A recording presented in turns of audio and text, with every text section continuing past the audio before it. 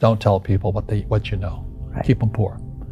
But unfortunately, the poor will always be amongst us because it starts up here. It's in their words, and the words become flesh. But when they say I can't afford it or I can't do that, they become what they say.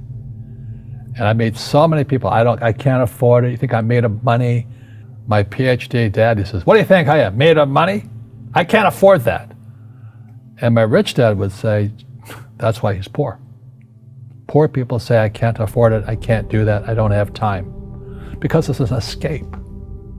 It's an escape, you know what I mean? It's easy to say, I can't afford it. Oh, I'm too tired. Oh, I can't go to the gym.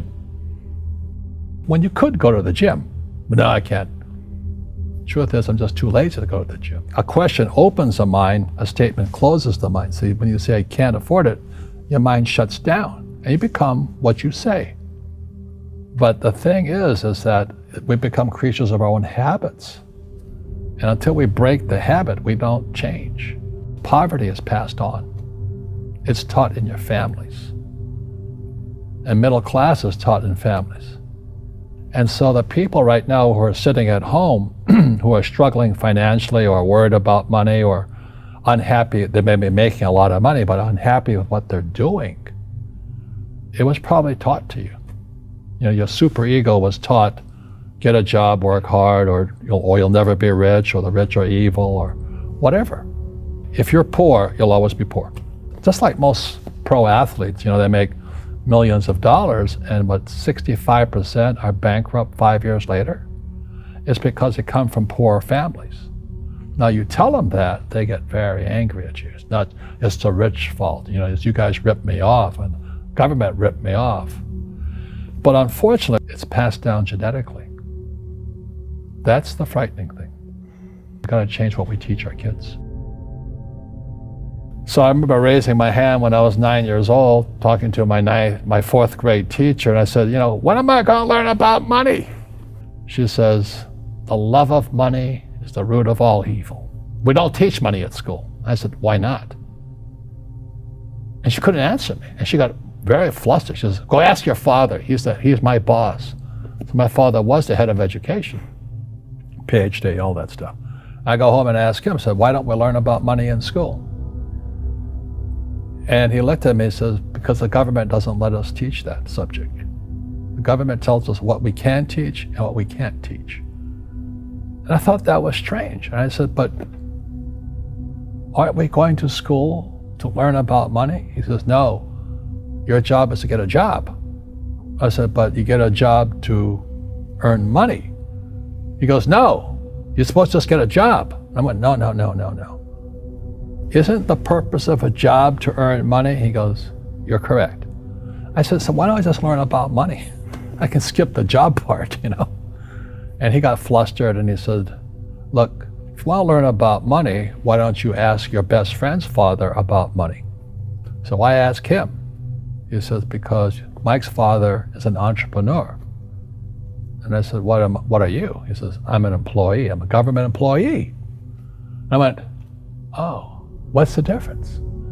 He says, the difference is an entrepreneur must know about money, or they're no longer entrepreneurs. And he says an employee doesn't have to know anything about money, because the government will take care of them, the company will take care of money on one condition. And that condition was he would never pay me. He says, the moment I pay you, you think like an employee. He says, that's the trap. Entrepreneurs work for free. And now I'm 9 years old, my head's cracking in half. He says, you never want a paycheck. You understand that, kid? I said, okay, I got it. And he says, well, how do I make money? He says, that's what entrepreneurs figure out. It's a cat, which comes first, a cat or the cat chasing its tail. And I said, so how do I learn about money? So he would just break out a Monopoly game board. So I would work for free. I'd pick up cigarette butts, and he had hotels and restaurants, and I would clean and do menial tasks. And as I got older, I started getting into office work and marketing and accounting, and I was an apprentice basically, but I always worked for free. He says that the moment you accept a paycheck, your brain goes dead.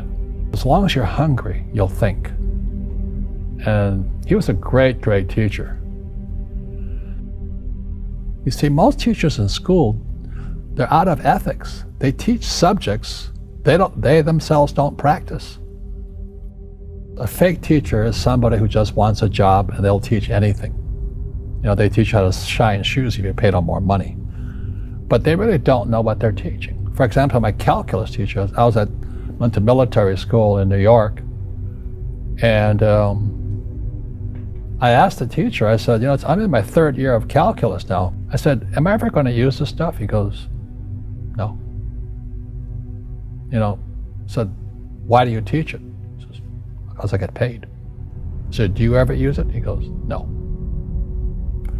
And that's why, you have to, in life, one of the things I suggest to people, you got to find a real teacher versus a fake teacher. And a fake teacher is somebody who doesn't do what they teach. And a real teacher is doing what they teach every day. School systems are making our students weaker. So in school, they have these things called now trigger effects. So you can't, as a teacher, you can't say anything that might upset the student. They don't want anything that might jar their point of view. So if I went into school, I'd be thrown out because I threaten them. And to me, isn't school about opening your eyes and minds to new ideas? But that's now out of the system. So everybody's got to be PC, politically correct now. And it's killing us. It's killing the brains of our kids. They're going backwards. But in their minds, they're more enlightened. If I didn't have ideas that shook me, I wouldn't learn anything new. But now these trigger mechanisms, we're actually making our students weaker in school. My success comes from spirituality, not finance. You see, people say, well, why don't you give the poor money?